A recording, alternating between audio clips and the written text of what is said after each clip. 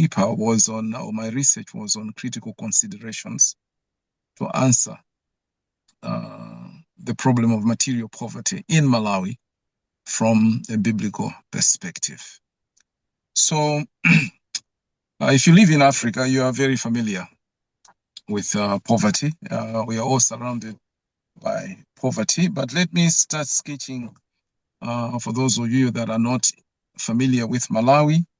Malawi is a landlocked country, landlocked economy in sub-Saharan Africa. It gained its independence from its colonial master, Britain, in 1964.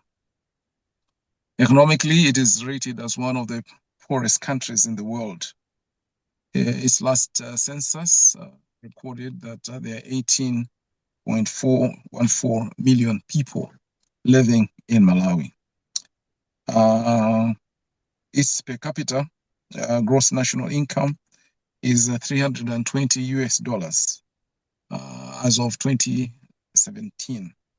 In terms of its size, it is 188,484 square kilometers in terms of the land, and also a massive body of water that we call Lake Malawi, which is the it's 224,404 square kilometers. We fondly call it the calendar lake because it is 365 miles long and 52 miles wide. But it's an important source of livelihood for our country.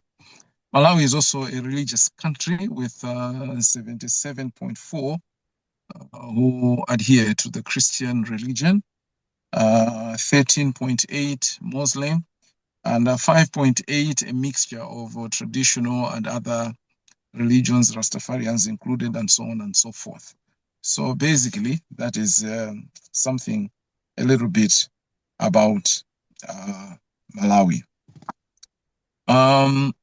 Now, poverty is a complex phenomenon.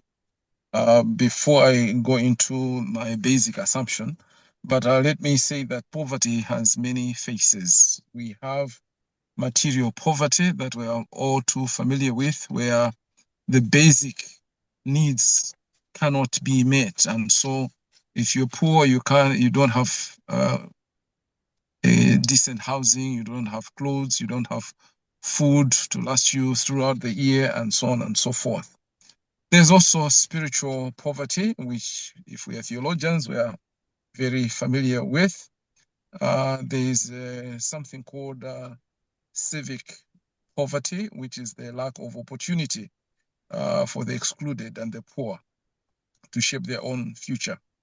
There's identity poverty, where poverty is so deeply embedded in the psyche of individuals that even whole communities just identify themselves as poor. We also find that there is something called a poverty web, whereby the lack of resources is linked with physical weakness, isolation or marginalization, powerlessness, and vulnerability. So all these are part of the poverty web. There's also what is referred to situational poverty, whereby poverty happens to a person when something happens unexpected. For instance, there's death in the family of the breadwinner, or a job loss, or divorce. And so a situation just changes that plunges you into poverty. There is also a phenomenon called generational poverty, where poverty is passed down through different generations. And usually this is because of another phenomenon, which is called the cycle of poverty, whereby you find that people are trapped somewhat. And for instance, you have a family that is poor and cannot afford to send their children to school. And so that generation still stays in that situation and the children do not have access to good jobs.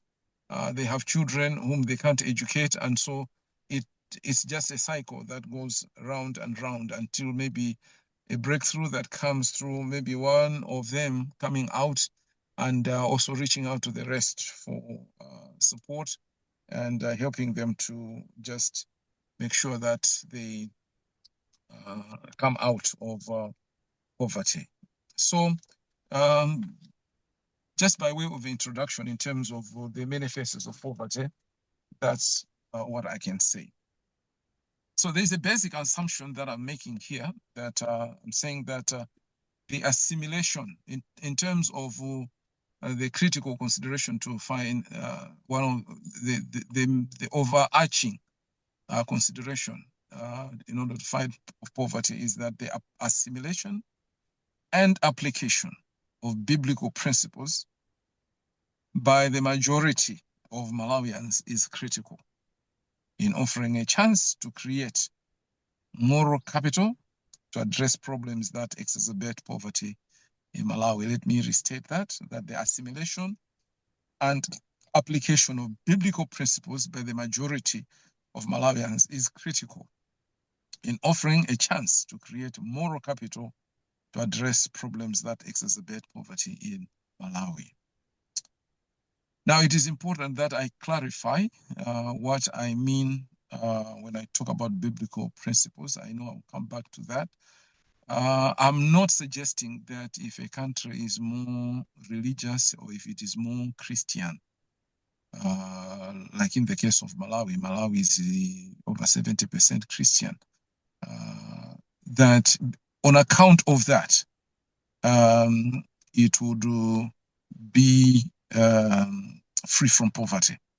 No, I'm not suggesting that. But what I'm suggesting is that any community, any nation that assimilates and applies biblical principles, they don't have to be Christian. They can be of any religion, but as long as they apply biblical principles, which I assume that these are universal, but they are also timeless. In other words, that they are applicable to anyone who applies those principles. For instance, if one is hardworking and productive, it doesn't matter what their religion is. It doesn't matter where they stay.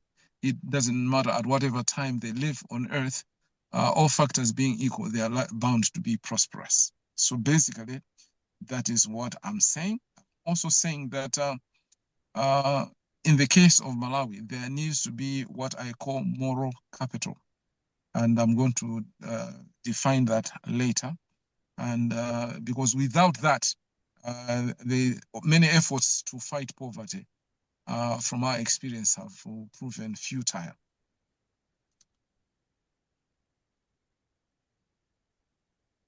In my study, I try to find out the factors that cause poverty in Malawi. And I've summarized them as 6 factors. Number 1, it is worldview and cultural factors. Number 2 is natural and environmental factors. Number 3 is leadership and political factors. Number 4, it is stewardship factors. Number 5, it is moral factors. Number 6 is internal and external factors. Now, let me just unpack them a little bit. The worldview is the lens through which a person sees their world. It is what shapes their understanding of their worldview, of their world. And so whatever happens in a society, whether it is beliefs, whether it is values, they are normally shaped by worldview. If you come from my worldview here in Malawi, for perhaps the uneducated, the unenlightened, if someone falls sick, the question that you ask normally is not what caused the illness. The question might be, who caused the illness. So just from those two questions, you can understand that there's an assumption of beliefs that is shaping the question. Because if you're asking what caused, then you're basically trying to find out. So you're going perhaps the rational or scientific route. Whereas if you are looking at who caused it, there's also an assumption that that illness has been caused by someone, maybe through bewitching or having done something bad against that person. And there are also cultural factors that inform and relate to how people understand their world. For instance, in the context of Malawi, if you work hard, you have a good home, a beautiful house in the village where everybody else is poor, you'll find that people will not readily want to see what did you do in order to do that. They may attribute certain factors that are spiritual from an African traditional religion point of view, that cause you to acquire your wealth. And so,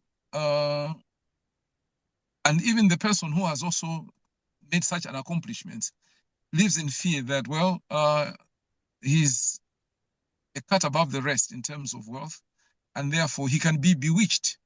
And so he's even careful in terms of how he displays his wealth, because there's always the fear that if you are the only one, or if you're just the few of you who are well-to-do and the rest of the people are poor, then you might be bewitched to be like the rest of them.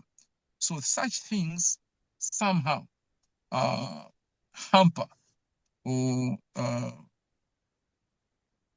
cause people not to look very, very far, because their worldview limits them somehow in terms of cause and effect. And so in terms of fighting poverty, you find that people just acquiesce to the fact that, well, we are poor, nothing can move us, we are Africans, and we have been defined as poor, and therefore poverty is going to really mess us around. You'll find that there are people who have such a dependency syndrome that let me just give you an example here. One of my friends has been asked by his fellow pastors, Pastor, do you have some white friends? And so he said, yes, I do. He says, why are you asking the question? He says, well, can you share some of those friends? Can you share some of those friends? What do you mean? He says, yeah, because we can only do better if we have white friends. And so there's that assumption that if you have people in the West, then that's how your poverty is going to be eliminated. They can't think beyond. They've seen the West so wealthy. They've seen white people in our country better in terms of economically better than the rest, and therefore they think that, well, if you are attached, if you are connected, if you play your cards well and depend on them, then they're going to help you. But,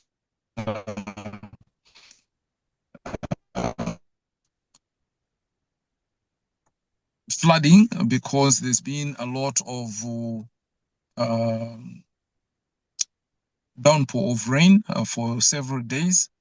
And these things happen almost every year. And so there are parts of the country whereby houses will always be victims. Goods will be lost.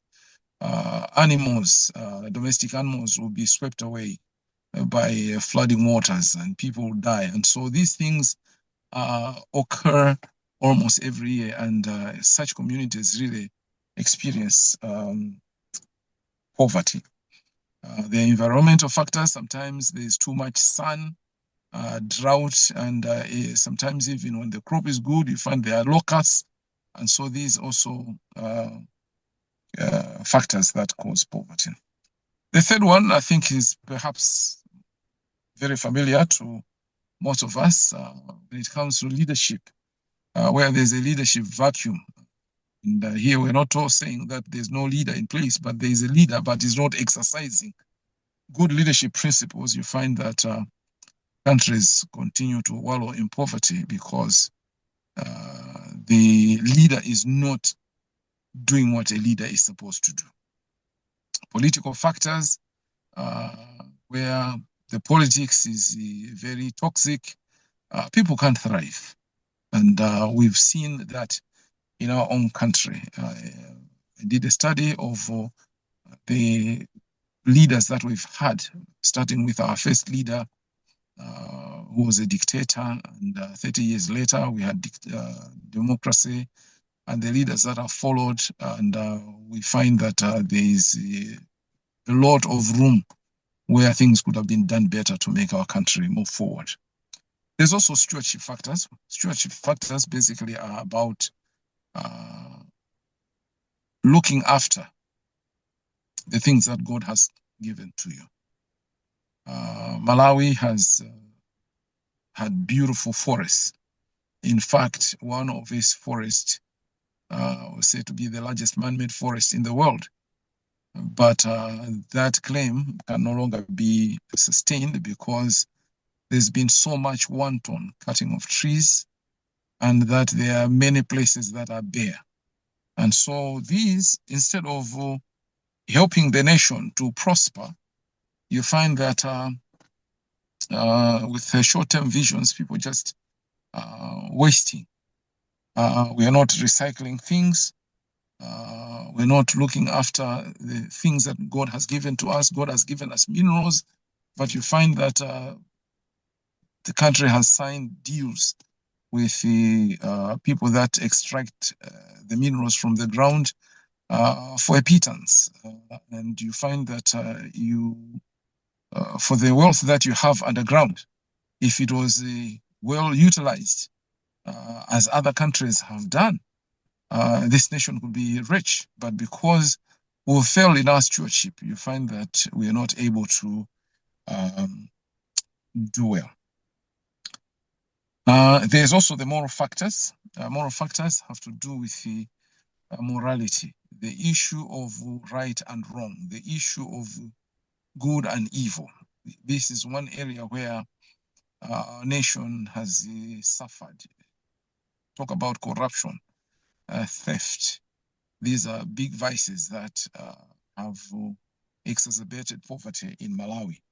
And so I have devoted place for looking at. That's why the issue of moral capital comes in later, as I'll share. Then there are also internal and external factors. When we talk about internal factors, we're talking about things that are our own making as a people. But there are also external factors. External factors would cover things like, for instance, World Trade Organization regulates international trade. And so they set prices for goods. And so let's say if we grow our maize or our sugar, who determines the price? It is not us. It is these bodies. Now, regardless of what you've put in, you find that if you want to trade at the international platform, you have to go by the prices that are given as you export. But when you import, you don't have a say in terms of how much you're going to buy. And so you also find that in some countries, for instance, let me give an example of tobacco, where you are not allowed to export a finished product. You only export the leaf. But the difference between a kg of leaf tobacco and cigarettes is massive. I remember one time I visited Germany, and the price of 1 kg of leaf tobacco was about $1. But there, a pack of cigarettes that was maybe uh, less than 50 grams was there in Europe going for €7. And when you look at the difference, it's quite big. And it is true that if Malawi exported the finished product, would not even need aid. But because of the powers that regulate these things, you find that they always get the better deals than ourselves. Talking about external factors, you also find that there are treaties that were signed many years ago, which the nation is still bound to and cannot come out of because these were signed by our forefathers. And so even though they are not good for us, we are still subjected to them. So in summary, these six things are factors that cause poverty in Malawi. How has the church responded to poverty? This is where I now come to the theological responses to poverty. There are those that say, well, the scriptures say that the poor you always have. Some of you may know the scripture where Jesus said, the poor you always have. So some have rationalized to say that, oh, did Jesus not say the poor you always have? So what's the point of having poverty? What's the point of fighting poverty? Because you always have the poor. And so they have not made any effort because our Lord Jesus Christ said this. There's also what I refer to as eschatological imminence, where the Lord Jesus is coming very soon. So what's the point of educating children? We just need to be waiting for the coming of the Lord. And songs like "This World Is Not My Home," I'm just passing through, just passing through. And so if you're just passing through, you don't bother to invest, you don't bother to do big things because you're just passing through. So this idea, well, the Lord is coming soon, and even in our own country, I know there are people who have left jobs to go to the countryside where they are waiting for the coming of the Lord. The thinking behind that is the eschatological imminence. Then there's also what is a holistic theological approach where poverty is not just seen from a material point of view. It is looked at from all angles. So you look at the economic factors, you look at the spiritual factors, you look at the sociological factors, and so on and so forth. And in that, we have seen those that have adopted this approach to have done a lot in helping out fight poverty. So just a few examples, for instance, the Salvation Army, the whole ministry was built on reaching out to those that are poor. We've seen the Roman Catholic Church and also other churches too, Presbyterians included, and even other mainland churches, build schools, build hospitals as a way of just from a broad factor fighting poverty. There's what is known as the theology of the hammer. There's an NGO called Habitat for Humanity in Malawi. It's an American-based, and it was started by a person called Millard Fuller, who looked at the plight of the homeless. Homelessness in the United States is a huge problem. A lot of people live on the streets in big cities. And so, moved by the Spirit of God, they decided to form an NGO that would help people have basic structure of accommodation rather than living on the streets. And so they call this the theology of the hammer. And the theology of the hammer comes from the fact that most homes in the United States are built of wood. The frame is built of wood, unlike in Malawi, where it is bricks and mortar. And so there's a lot of hammering of nails to put up the structure. So this is responding also to the issue of poverty. At the turn of the century, Micah challenge, when the world was looking at eradication of poverty at the turn of the century, the church was also involved.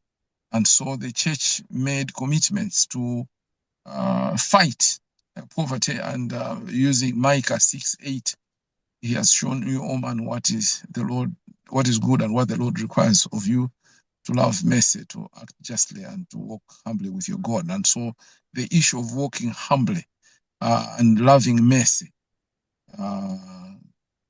as a response to the needy became a global phenomenon for the church. It was introduced in different countries. We've also seen along the way in the 80s, especially, or late 70s, 80s, the birth of what was called the prosperity gospel, whereby the belief is that if you just confess that you're rich, you don't confess that you're poor, but you claim riches from God, you will be rich, because riches are the reward for the righteous. And so poverty cannot be compatible with Christianity according to this. And so there's the push for prosperity, that if a Christian should not drive the cheapest car. A Christian should be driving a Mercedes or a Jaguar and so on, because these are our entitlements. Okay. Then there also, along with that, the binding and loosing, where God has given us power to speak situations into existence. And so if we can bind poverty as a way of dealing with poverty, that's one way in which others have seen that you can deal with the issue of poverty, and loose all the things that are binding you on your journey to acclaim to faith. In Malawi, there's also the message of favor, where it was said that, for you to really make it, you have to have favor from God. Okay. And so, whereas the favor from God was also tied to what you give, the seed principle, when you give to God, God is going to, multiply the things that you have given, and you're going to receive favor from God. Of late, in Malawi, we've had the prophetic phenomenon, where we've had people who have said that, the Christian need not be poor, and we can fight poverty. And so they can just prophesy into people's lives, that their bank accounts be filled with money, or their purses be filled with money. Some of you have known certain prophets in Malawi. One was very famous in South Africa, and is famous still in the Southern Africa region, who make such prophetic pronouncements that people can have money simply by prophesying that they have money. Okay. And they also produce things like soap, anointed soap that can give you wealth, anointed pens. If you buy anointed pens, your children can pass exams and find their way to prosperity, things like that. Then there's also the theology of development. The theology of development is a more recent approach to fighting poverty, where an example is given of the man who was at the Get Beautiful for many years. For 40 years, people would carry him, putting him there just to beg alms from passers-by into the worship house. But Peter and John came the other day and said, silver and gold we do not have, but what we have, we give unto you. And so they they lifted this man, and he jumped and leaped and walked. So there's the aspect of helping people where they are to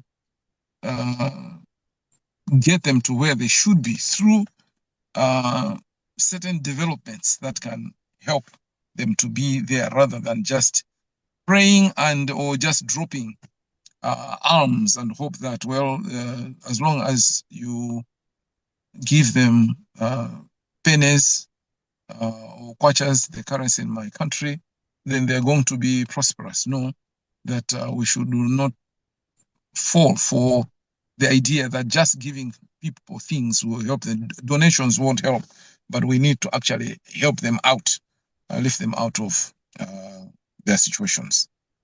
I'm sure most theologians are familiar with the liberation theology, which was developed in the state, especially in Southern America, with people looking at poverty being a result of systems that are unjust. And so, if you want to fight poverty, you have to fight the structures that cause poverty. For instance, segregation, discrimination against certain people, or economic structures for certain people, things like that can best be fought by liberating the whole person. So salvation is not seen just as something that happens because one professes Christ, one is born again, but true liberation, according to this theology, is where even the chains of poverty are broken. So liberation theology looks at the totality of the person, and especially fighting structures that can hinder a person from achieving prosperity. Right. So now I come to biblical principles. Just to remind you, I said that the title is Critical Considerations to Answer the Problem of Material Poverty from a Biblical Perspective. Now, from the Bible, what I've picked out is what I call principles. Principles that, if applied, can fight poverty and lift a person out of poverty into prosperity. A principle is a general rule that is applied, and maybe I can just use an example in accounts. There's a principle of accounts that is called the prudence principle. So the prudence principle says that when you are budgeting, for instance, you must underestimate your income. You know that your income is perhaps will be $100,000. But the prudence principle says that you must minimize what you expect to receive. So you might minimize it to 80 instead of 100. Okay. While at the same time, you must maximize your expenditure. In other words, if your expenditure, for instance, is estimated at $70,000, you must factor in an increase because you never know that what you have planned to spend, you might spend more. So instead of just going by the 70, maybe add a 10% or maybe add a $10,000, and so instead of 70, you have 80. So this will cushion you in the eventuality that the income that you expected, if it does not all come in, you are safer. If the expenditures that you expected shoot, because you already made provision for them, you are safer. So in the same way, the Bible has principles. It has certain rules that are applicable. And these are the rules that I've said are universal and they are timeless. They're universal in the sense that it doesn't matter where you are in the world, they're applicable. So these principles I've outlined, for instance, work and productivity, Excellence, the principle of excellence, fairness, good stewardship, that is managing one's resources, planning and investing, frugality, which I've also said is picking up the crumbs, avoiding debt, the principle of giving, the principle of the expansion of knowledge and wisdom, and also the principle of integrity and discipline. These 11 principles, I found that they work, and they are principles that are given by God, and they are there for our own prosperity. And if we assimilate them, and if we apply them, then we are sure, collectively, that's why even in my assumption, I said by the majority of Malawians. So it can't be just 5% of the population. It has to be something that a whole nation catches on, okay?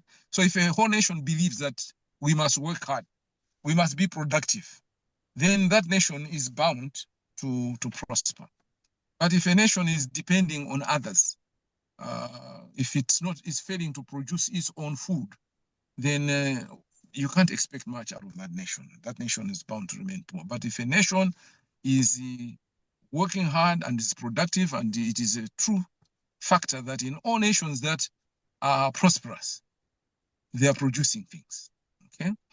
I can give an example of Malawi, whereby our imports are bigger than our exports. Now, already that's a losing game, okay? If what we're able to make from ourselves, for argument's sake, say it is $10 billion, okay? This is what we're able to sell out to countries outside. But what we need for our survival is $15 billion. Then already we're operating on a minus. And so how do we come out of that? We must work so that we're able to produce more, sell more, and import less, as it were. Okay. Also, the principle of excellence. When we talk about excellence, excellence is a principle, a God-given principle where God thrives and promotes all that is good, all that is best. God's name Himself is He's the most excellent God, and so God loves excellence and promotes excellence. And if any nation loves excellence and does things above mediocrity, they are bound to fetch more. If I just build a house anyhow, maybe with a weak foundation, terrible painting, the corners are not straight, and so on, compared to somebody who does the best that they can do for that house on the market will fetch far much more than the other person. Same materials, but the other person will most likely prosper because of the principle of excellence. We've seen countries which have demonstrated their work and productivity as well as excellence. So you look at a country like Japan, for instance. In the past, it was known for its electronic goods, the stereos, the cameras, and all these gadgets. Japan was on top. You think about Korea, Samsung is the big name. You think about America, you think about Apple. You think about Switzerland, you think about chocolate. You think about Sweden, you think about Volvos, and you think about Germany, you think about Mercedes, and so on and so forth. So excellence is an important principle. The principle of fairness, where whatever you work for, you get fair wages. And so people are motivated when they are paid fairly. But where they work and they are paid poorly, whether it is crops or whatever they do, they are not motivated to do more. Good stewardship, I've already shared something about good stewardship, how we look after our resources. So if we make little in Malawi, and yet the same little is squandered by a few, certainly our nation cannot prosper. Planning and investment, we see this in the Bible. Joseph, who was the second person in charge or under Pharaoh, there was 7 great years of plenty, but also 7 lean years. What plan did Joseph come up with? He saved 20% of the harvest for the 7 years. And when the 7 years of famine came, there was something to, to, to, to survive from. And no nation survives, no family survives if they don't plan, if they don't invest. If you're just a consumer, you can't prosper. So there has to be the aspect of planning and investing. Also, frugality. Frugality basically is making sure that you are using everything. You are not throwing away. When Jesus fed the 5,000, he told the disciples to pick the crumbs. Okay, nothing was wasted. And we talk about poverty, and yet there are things that we can recycle that can bring us wealth. And there's a lot of garbage on the markets that are bringing diseases, and yet the same can be turned into compost and so on. So we have to be frugal, making sure that we are tight with whatever resources God has given to us, and make sure that we lose nothing. Okay. And also avoiding debt. We are a heavily indebted country. And now the Bible does not say don't take debts, but it has warnings about debts. And there's a principle there, a biblical principle that a debtor is a slave to the lender. A debtor is a slave to the lender. So we need to work on that. Giving, also an important principle: give and it shall be given unto you, a good measure pressed down. And so people who give, there's also a lot that they receive. If they're stingy, then they keep whatever they have. And the principle of giving is also in the principle of sowing. Whatever you sow, that you shall also reap. Whatever you sow multiplies. Okay. And knowledge and wisdom, we also see that in countries where you prize knowledge, you advance knowledge, every level of society is made to know and also apply wisdom, such a nation thrives. But where education is not prioritized and people are largely ignorant, such a nation cannot really survive well. The principle of integrity, being honest, being faithful. There's a lot to be gained through honesty and integrity. Our business thrives when you are a people of integrity. But where deals are going around, then a nation cannot thrive. And lastly, the issue of discipline, the issue of making sure that you are not casual. You don't have a casual approach to life, but you are disciplined. You commit. When it comes to time, you make sure that you invest in quality time and on time, and not mess around with time. And you commit to applying yourself with certain disciplinary measures that can help you to achieve in life. Very quickly, I did a survey also comparing Malawi with other nations like Botswana, like Rwanda, and Singapore. The reason why I compare these nations is that they became independent around the same time in the 60s, maybe 1 year apart, and all of them were classified third world, or what we now call the least developed countries. And yet, Malawi is still among the least developed, while Botswana is middle income. Rwanda is moving towards the middle income, but it's a country that experienced a genocide, while as Singapore is a first world. What are the factors that help them? And so among the things that I saw, things like meritocracy, pragmatism, honesty and integrity, cleanliness and safety, quality of tenure, and leadership and management of resources. And then I also spoke about the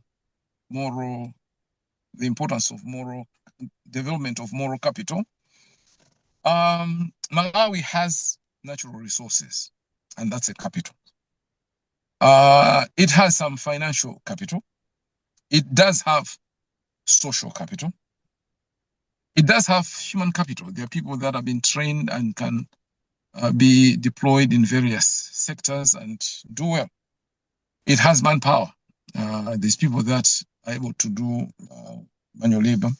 But one area where Malawi is struggling is in the area of moral capital. And I want to say that moral capital is a capital that is above all capitals. For reasons that any nation that may have the best of natural resources, but if theft is happening, if corruption is happening, that nation is bound to remain poor. And so it's possible to have all these other capitals, but if a nation is not ethical in terms of right and wrong, the basics, and enforcing the rule of law, not just the legalities, but just instilling moral values and cherishing values and thriving on those things, a nation is bound to succeed. There are critical players that must take their roles seriously. In a country like ours, if we must come out of government, then the issue of governance, the country must be well led. But our experience has not proven that, unfortunately, where leaders have dropped the ball many, many times. And there's been opportunities that we could have been much better than where we are, but we find that issues of corruption, especially, hamper growth. And in such a nation, we also need a strong opposition for checks and balances, to continually check what is happening in the nation. We also need a vibrant civil society, whereby we are able to see the things that can be done right. And so we need to make sure that we, as the civil society is vibrant and is able to do whatever it can to call on society, to educate society, but also to provide checks and balances. Truth media is important. We need a truthful media that can help to not just make a country thrive on propaganda, but as the word says, you shall know the truth and the truth shall set you free. So media plays an important role, but it must be truthful. And then also, lastly, we need a transformative church. This is an important area where the church should play its important role, not just in the teaching people, but ensuring that what is being taught is being applied. Because we need to go beyond situations whereby we are just people who know things, but in terms of application, we live in different worlds. The Christian life should not be compartmentalized, where this is your Sunday compartment, this is your now Monday compartment, and so on and so forth. Everything must be integrated. And if the church plays its role well, and I can say for sure that even for where we are in Malawi, the church has played a big role, because I know some years ago, about 64% of schools in Malawi were provided by the church, and they were some of the best schools. Okay, and even hospitals, some of the best hospitals were not government hospitals, but were church hospitals or mission hospitals. And so these must play their important roles to make sure that whatever shortfalls are there, if all these critical players play their roles well, then there's a chance for building that moral capital to counter the factors that exacerbate poverty. And in conclusion, I want to say that poverty is real. It's a complex phenomenon, and there's no simple answers. There's not just a thing like, you can just go to the mountain and pray out poverty or bind poverty. No, uh, it's a big thing, and therefore it needs to be approached comprehensively. There are no simple answers, but it's also possible that poverty can be reduced drastically. We can't eradicate poverty totally, but certainly we can reduce poverty drastically and make a nation move from one step to the next step. And there's got to be a resolve to fight it. We can't resign to the fact that, we will always remain poor. No, we must have a resolve to say, this is a status that we cannot accept. It's a shameful status, and we must fight it with all the resources that God has given to us. We want to, by the grace of God, be involved in that fight. And if all the critical players are involved, I believe that we can. And yes, we can. Thank you.